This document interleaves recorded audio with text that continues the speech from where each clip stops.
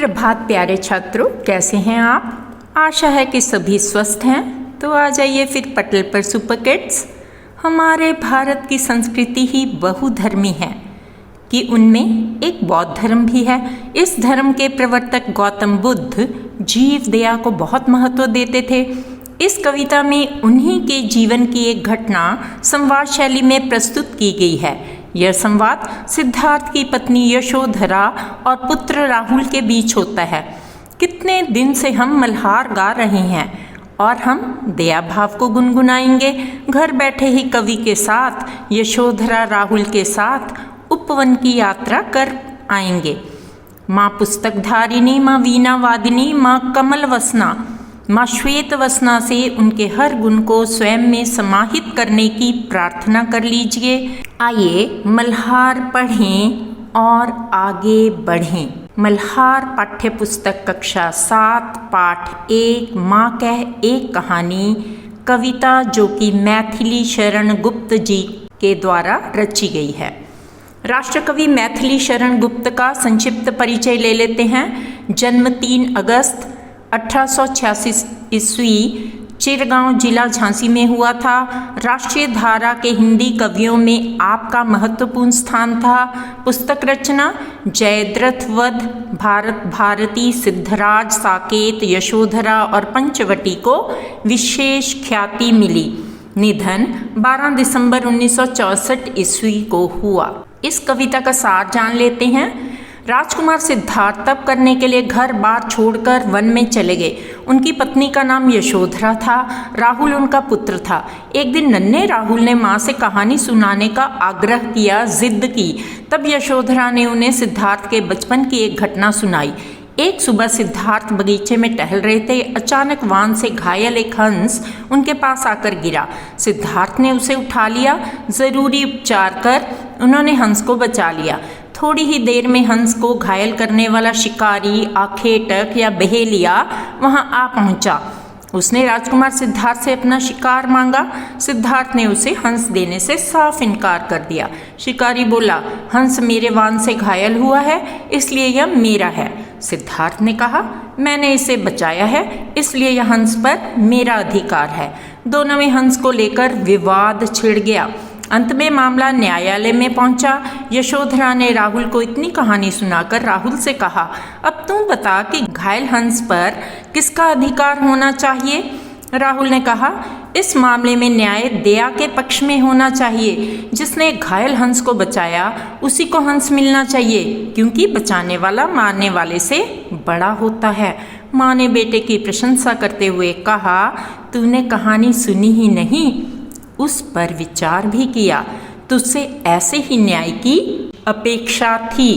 शब्दार्थ कर लेते हैं। तात पिता, बिद्ध तीर से घायल, बिंधकर, चेटी दासी, उपवन बगीचा, भ्रमण घूमना, सैर करना, सुरभि सुगंध, सुगंधी, वर्ण वर्ण, तरह तरह के रंग, हिमबिंदु बर्फ की बूंदें, ओस की बूंदें, खग स्वर आवाज, खग पक्षी, खर तीक्ष्ण तेज धार वाला, शर तीर वाण, करुणा दया, आहत घायल, सदै दयालु दयावान, निर्भय बिना भय के, वारे न्यौछावर करना, पंख पक्ष पंख, आखेटक शिकारी, लक्ष्य निशाना, खगभक्षी पक्षी को मारकर खाने वाला, उभय दोनों, विवाद बहस, निर्दय जिसके अंदर दया न हो, कठोर हृदय, व्यापक हुई फैल गई, बानी बोली, वाणी निर्णय फैसला, निरपराध जो अपराधी ना हो, उबारे बचाए, भक्षक खाने वाला, आग्रही जिद्दी हठी। बात बात में बन जाए बात। पाठ के प्रश्न उत्तरों के साथ मेरी समझ से नीचे दिए गए प्रश्नों का सबसे सही उत्तर कौन सा है उसके सामने तारा बनाइए। तो यहाँ पर माँ और बेटे को करुणा और न्याय की कहानी क्यों सुनाती है, यहाँ पर सभी छात्रों के अलग अलग मत या उत्तर हो सकते हैं और उसी के समझ के हिसाब से उन्होंने क्यों चुना वो बता सकते हैं। उसमें सही और गलत की समझ विकसित करने के लिए उसे परिवार की विरासत और पूर्वजों के बारे में बताने के लिए उसे प्रकृति और जानवरों के बारे में जानकारी देने के लिए मेरी समझ से नीचे दिए गए प्रश्नों का सबसे सही उत्तर है उसमें सही और गलत की समझ विकसित करने के लिए। कविता में घायल पक्षी की कहानी का उपयोग किसके लिए किया गया है? निर्दोष पक्षी के प्रति आखेटक की क्रूरता दिखाने के लिए, शिकारी की क्रूरता। कविता के अंत तक पहुंचते पहुंचते बच्चे को क्या समझ में आने लगता है? न्याय सदैव करुणा के साथ होना चाहिए। अपने मित्रों के साथ चर्चा कीजिए कि आपने ये उत्तर ही क्यों चुने। यदि हमारे अंदर दया तथा सही समझ विकसित होगी तभी हम न्याय कर पाएंगे। न्याय तो वही है जो दया के पक्ष में हो, जो मारने वाले के पक्ष में नहीं, बचाने वाले के पक्ष में हो। न्याय दया का दान देता है, इसलिए मैंने यह उत्तर चुना। पंक्तियों पर चर्चा। पाठ से चुनकर कुछ पंक्तियां दी गई हैं, आपको इनका क्या अर्थ समझ में आया? कोई निरपराध को मारे तो कोई अन्य उसे न उबारे, रक्षक पर भक्षक को वारे, न्याय दया का दानी। उत्तर, यदि कोई किसी निर्दोष को मार रहा हो तो दूसरा उसे क्यों न बचाए? रक्षक भक्षक से महान होता है। न्याय तो वही है जो दया के पक्ष में हो, जो मारने वाले के पक्ष में नहीं, बचाने वाले के पक्ष में हो। न्याय दया का दान देता है। हुआ विवाद सदे निर्दय में, गई बात तब न्यायालय में, उभय आग्रही थे स्व विषय में, सुनी सभी ने जानी। उत्तर, इस प्रकार सदय यानी के दया करके बचाने वाले और निर्दय निर्दयता पूर्वक मारने वाले, इन दोनों में बहस होने लगी। दोनों अपनी अपनी बात पर डटे हुए थे। तब यह बात न्यायालय में गई। वहाँ यह बात सबने सुनी और मालूम की। सोच विचार के लिए कविता में कौन सी पंक्ति सबसे महत्वपूर्ण है? आप उसे सबसे महत्वपूर्ण क्यों मानते हैं? उत्तर, कोई निरपराध को मारे तो क्या अन्य उसे न उबारे। हम इसे ही सबसे महत्वपूर्ण मानते हैं क्योंकि हिंसा का विरोध करना चाहिए तथा निरपराधी की रक्षा करनी चाहिए। रक्षक भक्षक से महान होता है। जीवों पर सदा दया करनी चाहिए। आखेटक और बच्चे के पिता के बीच तर्क वितर्क क्यों हुआ था? उत्तर, आखेटक घायल हंस पर अपना अधिकार बता रहा था और सिद्धार्थ उसके रक्षक अपना अधिकार जता रहे थे। आखेटक ने उसे मारा था, इसलिए रक्षक सिद्धार्थ यानी के बच्चे के पिता और भक्षक यानी के आखेटक के मध्य तर्क वितर्क हुआ यानी के बहस हुई। प्रश्न, माँ ने पुत्र से राहुल तू निर्णय कर इसका क्यों कहा? उत्तर, माँ राहुल से विवाद का निर्णय जानना चाहती थी कि न्याय किसकी तरफ होना चाहिए। वह जानना चाहती थी कि उसका पुत्र कितना बुद्धिमान है, पक्षी के प्रति सहानुभूति रखता है कि नहीं, निर्दोष के प्रति उसके मन में क्या विचार हैं। इसलिए उसने ऐसा कहा। वह राहुल का मत जानना चाहती थी। प्रश्न, यदि कहानी में आप उपवन में होते तो घायल हंस की सहायता के लिए क्या करते? आपके अनुसार न्याय कैसे किया जा सकता था? उत्तर, हम घायल हंस को उठाकर प्यार से पुचकारते, उसे पानी पिलाते, उसके शरीर से तीर निकालते, फिर दवा लगाकर पट्टी करते। आखेटक को दंड दिलाकर न्याय किया जा सकता था। प्रश्न, कविता में माँ और बेटे के बीच बातचीत से उनके बारे में क्या क्या पता चलता है? उत्तर, माँ बेटे के बीच बातचीत से पता चलता है कि माँ बेटे को संवेदनशील, प्रकृति प्रेमी, न्यायप्रिय, दयालु, निडर, निरीह जीवों का रक्षक बनाना चाहती थी। माँ बेटे को उच्च आचरण वाला सदैव व्यक्ति बनाना चाहती थी। सदैव का मतलब दयालु। अनुमान और कल्पना से, यदि आप किसी को यह कहानी सुना रहे होते तो कहानी को आगे कैसे बढ़ाते? उत्तर, हम भी कहानी को इसी तरह आगे बढ़ाते जिस तरह माँ ने बढ़ाई या कवि ने बढ़ाई। किसी के लिए प्रश्न छोड़ना सबसे बेहतर उपाय है। इससे उसके निर्णय करने वाले स्वभाव का तथा मत का परिचय मिलता है। मान लीजिए कहानी में हंस और तीर चलाने वाले के बीच बातचीत हो रही है। कल्पना से बताइए कि जब उसने हंस को तीर से घायल किया तो उसमें और हंस में क्या क्या बातचीत हुई होगी। उन्होंने एक दूसरे को क्या क्या तर्क दिए होंगे। उत्तर, हंस, हे आखेटक, तुमने मुझे क्यों मारा? आखेटक, मैं तुम्हारा स्वादिष्ट मांस पाना चाहता हूँ। हंस, तुम्हारे भोजन के लिए बहुत सी वनस्पतियाँ हैं। आखेटक पर मुझे मांस स्वादिष्ट लगता है। हंस स्वाद के लिए किसी की जान लेना ठीक नहीं। जिस तरह तुम जीना चाहते हो इसी तरह मुझे भी भगवान ने जीवन दिया है। आखेटक शिकार करना मुझे रुचिकर लगता है, मेरा शौक है। हंस मैं तुम्हारे शौक के लिए तुम्हारे हाथों मरना नहीं चाहता, मेरे भी छोटे छोटे बच्चे हैं। इसी तरह आप वार्तालाप को आगे बढ़ा सकते हैं। ग मान लीजिए माँ ने जो कहानी सुनाई आप भी उसके एक पात्र हैं, आप कौन सा पात्र बनना चाहेंगे और क्यों? उत्तर पक्षी को बचाने वाला व्यक्ति। मैं ये इसलिए बनना चाहूँगा क्योंकि भक्षक से रक्षक बड़ा होता है। आप कविता में दिए गए संवादों को पहचानिए। कौन सा कथन किसने कहा है? माँ कह एक कहानी। उत्तर बेटे द्वारा कहा गया कथन। बेटा समझ लिया क्या तूने मुझको अपनी नानी? उत्तर माँ द्वारा कहा गया कथन। शब्द से जुड़े शब्द, प्रकृति से जुड़े शब्द कविता से चुनकर लिखिए। उपवन, वहाँ क्या क्या होता है? फूल, हिमबिंदु, पानी, सुरभि, खग।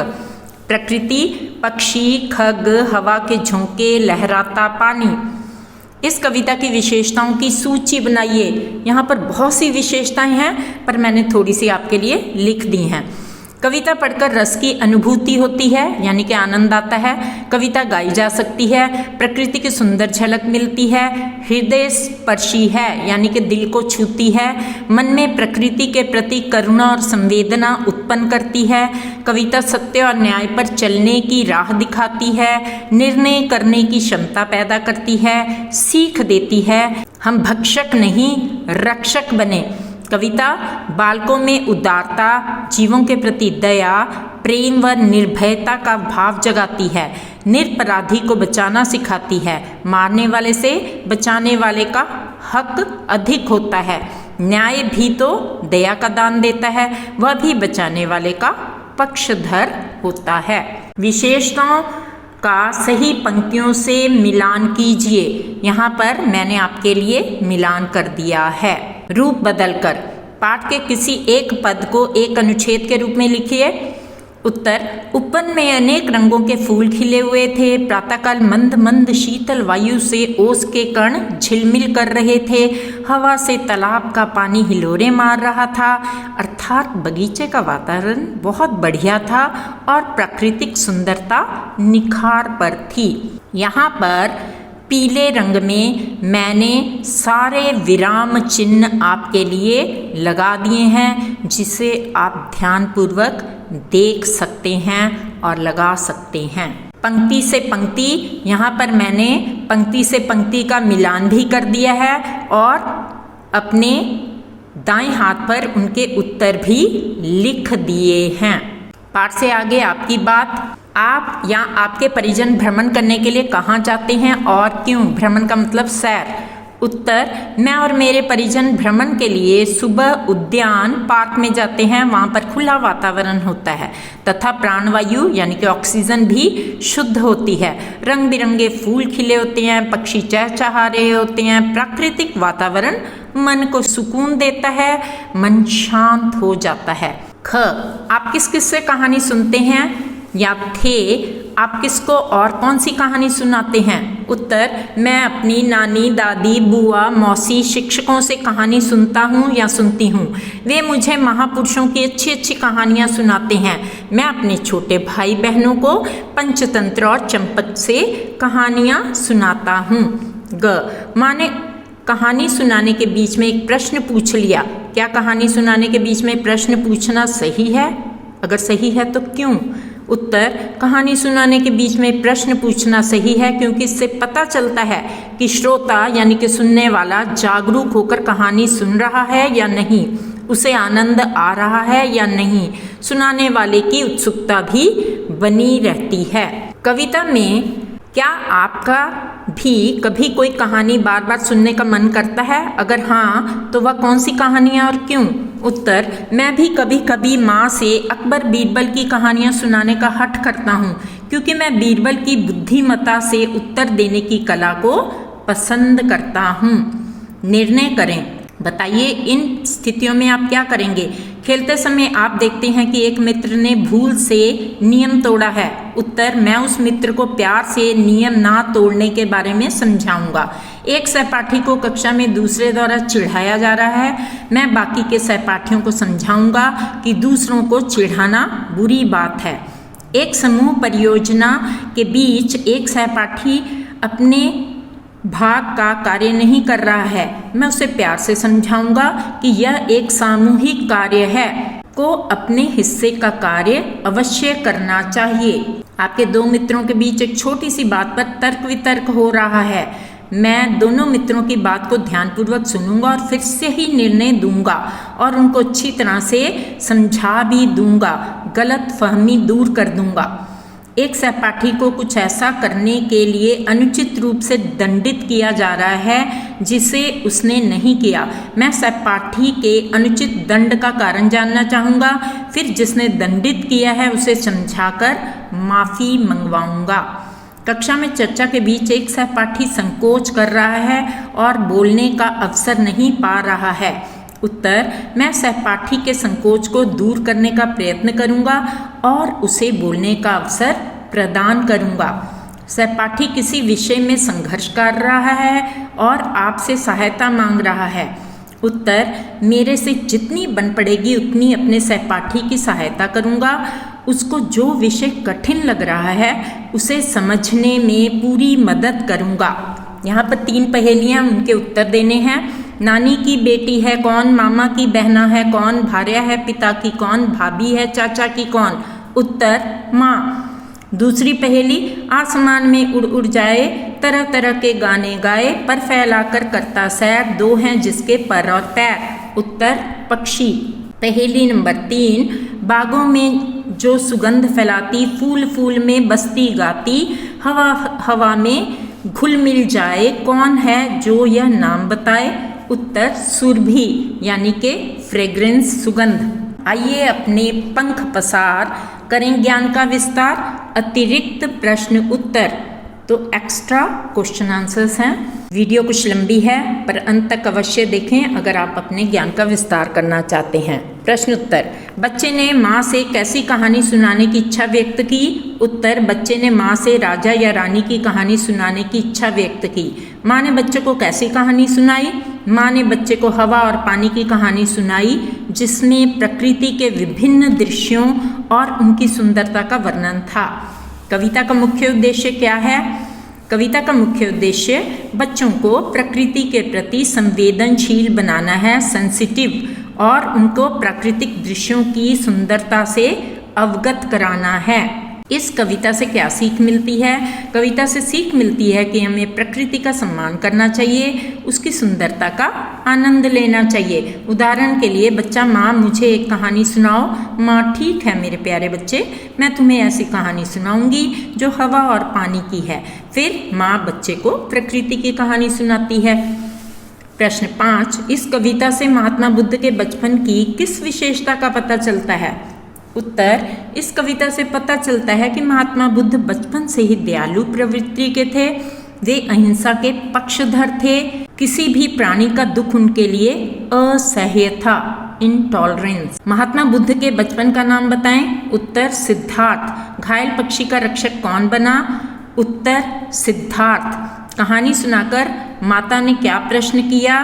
कहानी सुनाकर माता ने राहुल से प्रश्न किया, बोलो राहुल, पंछी पर किसका हक बनता है, मारने वाले का या बचाने वाले का। संक्षिप्त उत्तर दीजिए। पक्षी किस दशा में नीचे गिरा था। उत्तर, आखेटक के वान से बिंधकर पक्षी घायल दशा में नीचे गिरा था। उसके एक पंख में बाण लगा था। प्रश्न 2, घायल पक्षी को किसने उठाया। उठाने पर हंस को कैसा लगा। उत्तर, घायल पक्षी को राहुल के पिता ने उठाया।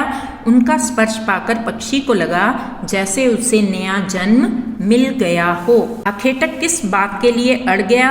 उत्तर, आखेटक इस बात के लिए अड़ गया कि उसने पक्षी का शिकार किया है, उसका शिकार उसे मिलना चाहिए। प्रश्नों के उत्तर एक वाक्य में दीजिए। राहुल के पिताजी कहाँ भ्रमण करते थे, कब। राहुल के पिताजी बड़े सवेरे बगीचे में भ्रमण करते थे। प्रश्न 2, आखेटक ने राहुल के पिताजी से क्या मांगा? उत्तर, आखेटक ने राहुल के पिताजी से अपना शिकार मांगा। राहुल ने माँ से क्या आग्रह किया? राहुल ने माँ से एक कहानी सुनाने का आग्रह किया। चेटी ने राहुल को क्या बताया था? चेटी ने राहुल को बताया था कि तुम्हारी माँ तुम्हारी नानी की बेटी हैं। चेटी मतलब मेड। प्रश्न 5, राहुल को कहानी कैसी लगी? उत्तर, राहुल को कहानी अत्यंत करुणा भरी लगी। प्रश्न, आखेटक को किस बात पर गर्व था? उत्तर, आखेटक को इस बात पर गर्व था कि उसका निशाना सही लगा है। प्रश्न 7, विवाद का विषय क्या था? उत्तर, विवाद का विषय यह था कि किसी निर्दोष पक्षी को बचाने वाला बड़ा होता है या उसे मारने वाला। प्रश्न 8, कहानी व्यापक कब हुई? उत्तर, कहानी व्यापक तब हुई जब वह न्यायालय में पहुंची और सबने उसे सुना और समझा, या कहानी सुनी और समझी। प्रश्न 9, माँ ने राहुल से किस पर निर्णय देने के लिए कहा? उत्तर, माँ ने राहुल को इस बात पर निर्णय देने के लिए कहा कि न्यायालय में पक्षी को मारने वाला जीतेगा या उसे बचाने वाला। प्रश्न 10, राहुल के उत्तर से उसके स्वभाव के विषय में क्या पता चलता है?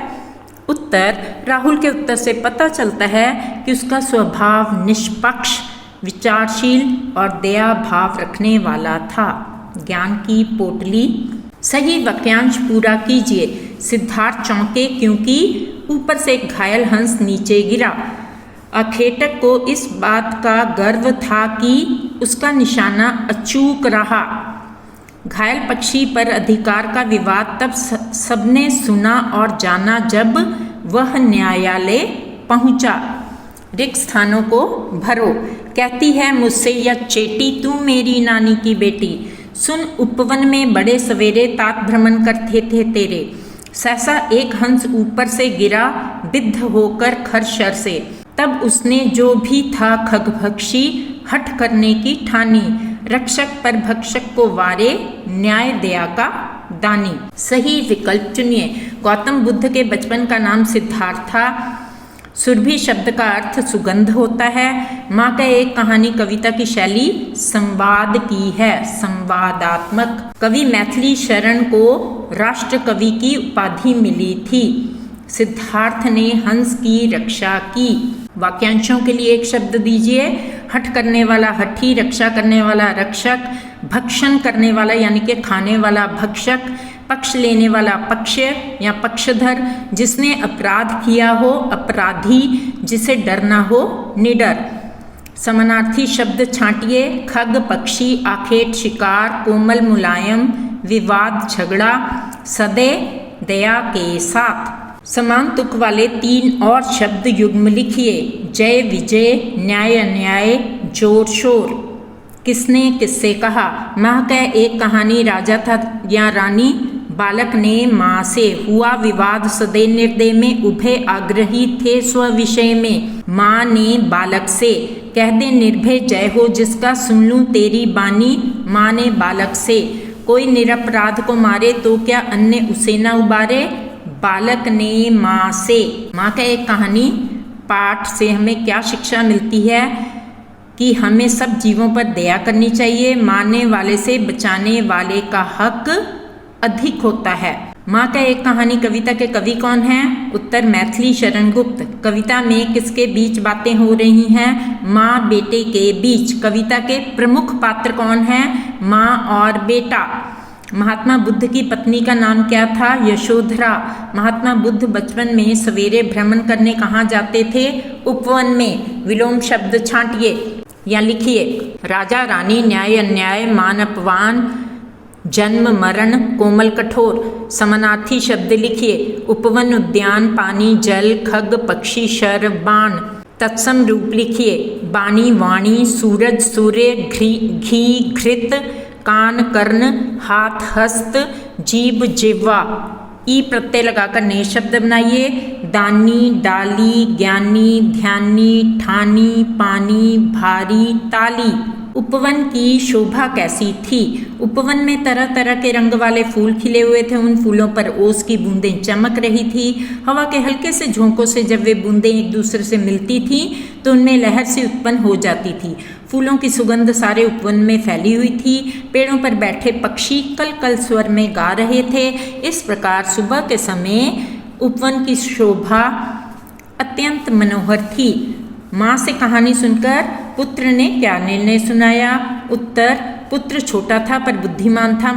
माँ से कहानी सुनकर उसे पक्षी के प्रति सहानुभूति उत्पन्न हुई। उसने कहा कि यदि कोई किसी निर्दोष को मारे तो दूसरे को उसे बचाना चाहिए। न्याय में दया की भावना होनी चाहिए। इसलिए रक्षक हमेशा भक्षक से बड़ा होता है।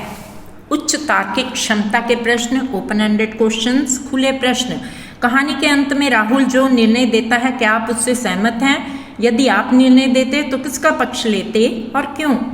उत्तर, हाँ, राहुल ने जो निर्णय दिया उससे मैं सहमत हूँ। यदि मैं निर्णय देता तो मैं भी रक्षा करने वाले का ही पक्ष लेता, क्योंकि किसी की जान बचाना हमारा नैतिक कर्तव्य है। मूक पंछियों के प्रति हमें सदैव होना चाहिए। प्रश्न, पशु पक्षियों का शिकार करना दंडनीय अपराध है।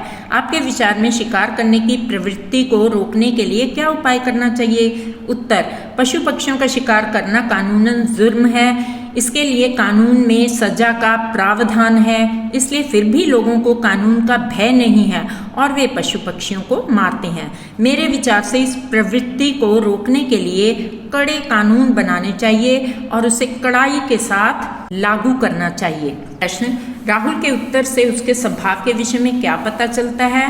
राहुल के उत्तर से पता चलता है कि उसका स्वभाव निष्पक्ष, विचारशील और दया भाव रखने वाला था। अब राहुल का अर्थ भी जान लेते हैं। राहुल शब्द का अर्थ संस्कृत और पाली में चंद्रमा, सक्षम, कुशल है। अरबी में इसका अर्थ यात्री भी होता है। बौद्ध धर्म में यह बुद्ध के पुत्र का नाम था, जो त्याग और संयम का प्रतीक हैं। मनुष्य के लिए क्षमा, त्याग और अहिंसा जीवन के उच्चतम आदर्श हैं। जीवन का मोल समझना हो तो हर जीव को अपना समझें और मन में करुणा का भाव रखें। प्रस्तुति Savita Khosla. If you like our content back to school Mrs Savita Khosla channel, do like and subscribe, do share with your friends. I will really appreciate. Thank you very much for watching the video.